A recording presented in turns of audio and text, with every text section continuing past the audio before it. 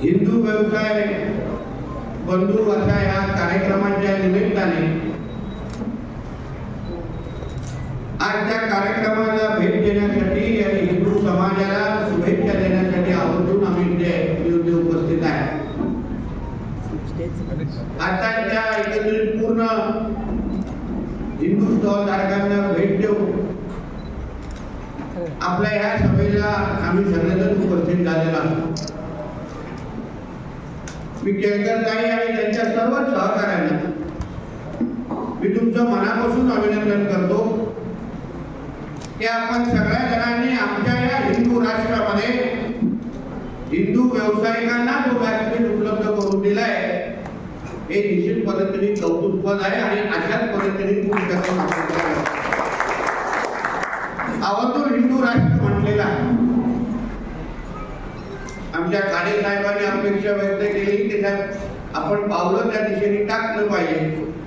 पण खाडे साहेब मी आपल्याला सांगेन की ज्या राष्ट्रामध्ये 90% हिंदू राहतात तो राष्ट्र हिंदू राष्ट्रच आहे. त्याला आपल्याला कोणाचीही गरज नाही, विचारायची गरज नाही. हा काय पाकिस्तान नाही का बांगलादेश नाही. आमच्याकडे 90% हिंदू राहतात. आमचा हा राष्ट्र हिंदू राष्ट्र आहे आणि या हिंदू राष्ट्रामध्ये सर्वात प्रथम हिंदूंचं हित बघितलं जाईल आणि मग सगळ्यांना मोजलं जाईल. ही आमच्या सगळ्यांची भूमिका आहे. म्हणून एकत्रित ते सर्व धर्म समभाव वाजवणारे जे पिंपळी किंवा हे टेप रेकॉर्डर वाजवणारे जे लोक आहेत त्यांनी थोडं पाकिस्तानमध्ये जाऊन सर्व धर्म समभावाचे टेप रेकॉर्डर लावून यावं. तिथे जरा भाईचारा, गंगा जमुना, तहजीब रिजीब ही सगळे मोठे मोठे डायलॉग तिथे लावून म्हणा. सगळे तुमचे लाड इथे कशाला, सगळे मोठे मोठे डायलॉग इथे कशाला. इथे आमची भूमिका स्पष्ट आहे. हा हिंदू राष्ट्र आहे. हिंदूंना सुरक्षित ठेवणं, हिंदूंना आर्थिक सक्षम करणं ही आमच्या सगळ्यांची भूमिका असल्यामुळे त्या दिशेने आम्ही सगळेजण वाटचाल करतो. आणि मग या हिंदू राष्ट्रामध्ये वावरणारा प्रत्येक नागरिक जो ह्या आपल्या देशाला आपला देश म्हणत असेल, जो ह्या तिरंग्याला सलाम ठोकत असेल, जो आमच्या बरोबर उभं राहून वंदे मातरम म्हणत असेल, तो ह्या राष्ट्रामध्ये निश्चितपणे आमच्या बरोबर राहू शकतो. ही आमची भूमिका आहे. याच्यामध्ये काही बदल होण्याचं काही कारण नाही आणि आम्हाला तो बदल करून सांगा अशी हिंमत करा. अशी हिंमत पण कोण करत नाही. कारण का हिंदूंचा तेवढा धाक आणि भीती आणि वचन हे या हिंदू राष्ट्रामध्ये असलीच पाहिजे अशा भूमिकेत आम्ही आहे. कडवटपणा असलाच पाहिजे, कट्टरपणा असलाच पाहिजे. अगर आपण आपल्या हिंदू राष्ट्रामध्ये उभे राहू, आपल्याला अगर आपला भगवा ध्वज उभा करण्यासाठी, आपली महाआरती करण्यासाठी अगर 2 वेळा विचार करायला लागतोय तर मग नेमकं आपण या देशामध्ये स्वतःला हिंदू म्हणून घेऊ शकतो का हा प्रश्न खरं म्हणलं तर आपण सगळ्या जणांनी विचारलं पाहिजे. सेक्युलर हा शब्द आपल्या काही अतिशहाण्या लोकांनी आणलेला आहे. मुळामध्ये डॉक्टर बाबासाहेब आंबेडकरांनी जे मूळ संविधानाचा ढाचा जेव्हा 26 नोव्हेंबरला सुपूर्द केला, त्या मूळ संविधानाच्या ढाच्यामध्ये सेक्युलर शब्द होता का याचं उत्तर पहिल्यांदा आपण लोकांना दिलं. हे नंतर काँग्रेसची केलेली घाण आहे की आता पुसत आपल्याला एवढ्या पिढ्या घालायला लागल्या. लागून चालन करण्याची ही सगळी नाटकं आहे ज्याची शिक्षा असंख्य पिढ्यानपिढी आज आपण सहन करतोय. आणि म्हणून आपली भूमिका या राष्ट्रामध्ये राहत असताना आपण जेव्हा व्यवसायाच्या दृष्टिकोनातून विचार करतो तेव्हा आपली भूमिका सरळ स्पष्ट असली पाहिजे. आपण आर्थिक सक्षम नेमकं कोणाला बनवावं. दुकानावर उभं राहत असताना समोरचा हा माझा हिंदू बंधू आहे का याचा विचार करून मला वाटतं आपण खिशात हात टाकला. कारण का ज्यांच्या खिशात तुम्ही पैसे टाकताय खरेदी करून, तो अगर तो पैसा आपल्या राष्ट्राच्या विरोधात वापरत असेल, जिहाद करण्यासाठी वापरत असेल तर तुम्ही अप्रत्यक्ष पद्धतीने भूमिका सरळ स्पष्ट असली पाहिजे आपल्या हिंदू राष्ट्रामध्ये. व्यवसाय करत असताना, बाजारपेठामध्ये फिरत असताना, पूर्ण आपला दिवसभराचा कार्यक्रम करत असताना पोटापाण्याचा विचार करा, पण त्याच्या अगोदर आपल्या धर्माबद्दल विचार करून आपलं आयुष्य जगा. आपल्या धर्माला प्राधान्य असलंच पाहिजे. ज्यांच्या विरुद्ध आपण आवाज उचलतोय, ज्यांच्या विरुद्ध आपण हे आवाज पेलतोय, ते लोक विचार करतात का आपल्याबद्दल? ते लोक घेतात का आपल्या बाजारपेठामध्ये येऊन विकत काय? ते लोक विचार करतात का बाबा जो व्यवसाय करायचा आहे मी सगळ्यांबरोबर करू असं विचार करताना कधी बघितलाय? लोकप्रतिनिधी आणि नेते जर बसले व्यासपीठावर, निवडणुकीच्या अगोदर असंख्य लोकांना आम्ही मदत करतो, सेवा करतो, आयुष्य वाचवतो, मगर मतदानाची जेव्हा वेळ येते तेव्हा पहिला हमारा धर्म और फिर मतदान असं करून आम्हाला लोकांना एक तरी मतदान पडतं काय विचार? आता खाडे साहेब बोलले कर्जा पद्धतीने तिथे भगवा झेंडा तिथे उंच ठेवताय. ही भूमिका सर्व स्पष्ट असते पाहिजे. त्याच्यामुळे इकडे तिकडे नाही, प्लस मायनस नाही, 19-20 नाही. जे आहे हिंदुत्वाच्याच नावाने आम्ही चालणार आहोत. हिंदुत्वाच्याच नावाने आमचं राज्य प्रगती करणार, प्रगती होणार आहे. हिंदुत्वाच्याच नावाने आमचं राज्य पुढे जाणार आहे. ही भूमिका सरळ स्पष्ट आमच्या राज्याचे हिंदुत्वाचे मुख्यमंत्री देवेंद्र फडणवीस साहेबांनी सरळ स्पष्ट केली.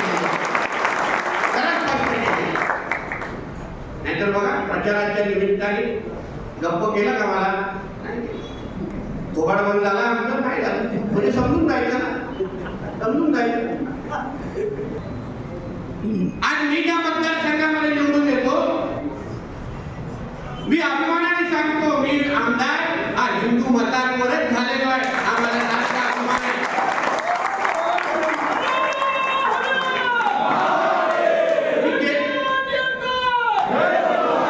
मी गेलोच नाही ऑनलाईन मध्ये मत मागण्यासाठी, नाही की आता जेव्हा काय कोणाला द्यायचं तर द्या.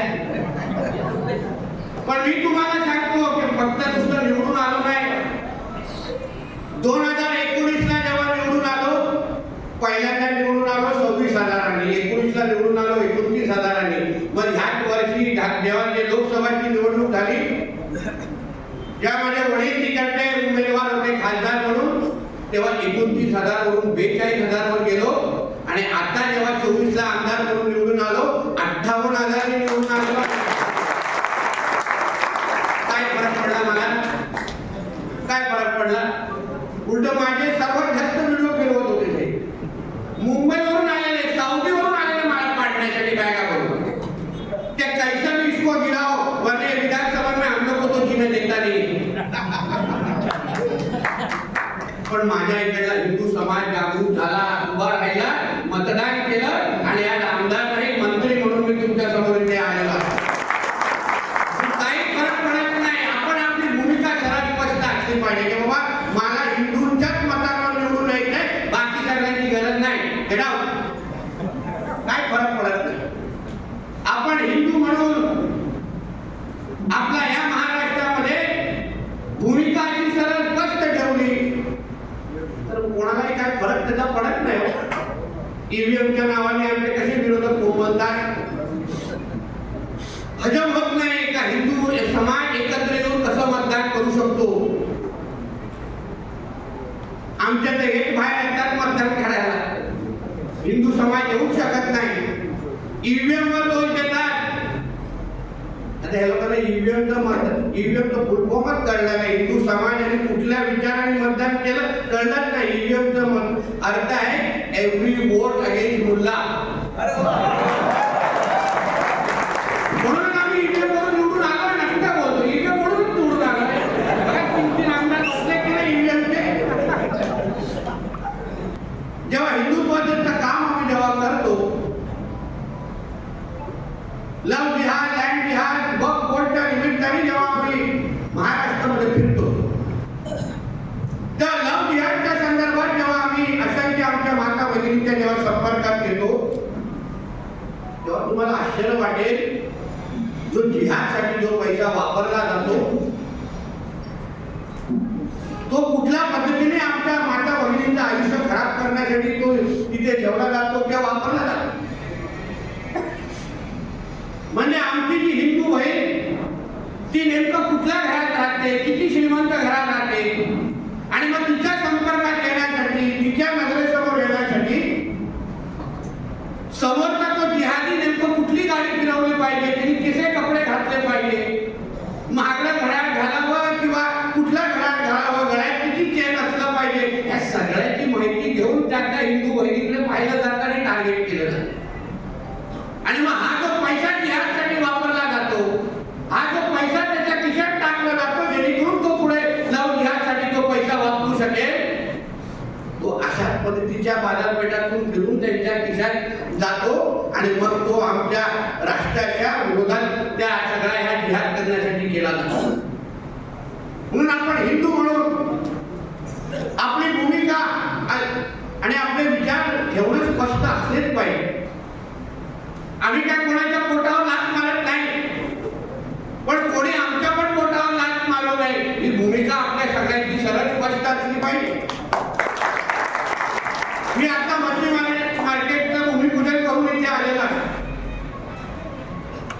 जात असताना काही लोकांनी माझ्या कानात ठेवलं, कशा मॅडम मला नितेशजी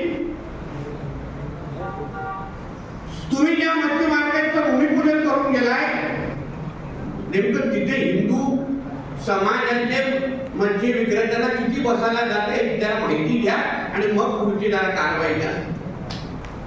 सांगलीचे खासदार त्या बैठकीमध्ये त्या कार्यक्रमामध्ये आलेले बोलले आणि पुढच्या कार्यक्रमावर निघून गेले. थोडे थांबले असते तो त्यांच्या माहितीमध्ये थोड्या ज्ञानामध्ये भर टाकली असते. मला बोलतात की नितेशजी इथे सगळे आम्ही हिंदू मुस्लिम फार थोडं नाही काय मला वाद ही सांगली खरी आहे की जी आम्ही ओळखतो ती सांगली खरी आहे. आणि मग अगर कोणा बोलून देणे सगळे राहत असतील, मान सन्मान एक दुसऱ्याला देत असतील, मग या सांगलीमध्ये कत्तलखाने सुरू कसे त्याचं उत्तर पण जरा देऊन गेले असते तर बरं झालं. कदाचित त्यांना माहित आहे की मंत्री तुला दोन फटके आहेत, थांबलं तर अडचण होईल. म्हणून माझ्या अगोदरच विचार केले कोण करीन त्याला नंतर. मला बाबा पहिल्यांदा खासदार झालाय, अभ्यास कर, खालचे सगळे आता आमदार भारतीय जनता पक्षाचे आलेले आहेत हे लक्षात ठेव, महायुतीचे आहे. जिल्हा नियोजनमध्ये नाहीतर आमचे बीजेपी आणि महायुतीचे शिलेदार कसे फाडून खातील ना कळणार पण नाही. म्हणून उगाच आमच्या सांगलीबद्दल चुकीची प्रतिमा तयार करायची नाही. हे सर्व धर्म समभाव आम्ही सगळे गुन्हा घडून देते राहतो तर तिथेच त्या मच्छीमारांमध्ये गडबड होती सगळे हिंदू मच्छीमार आणि हे आम्हाला सांगतात सगळे राहतात.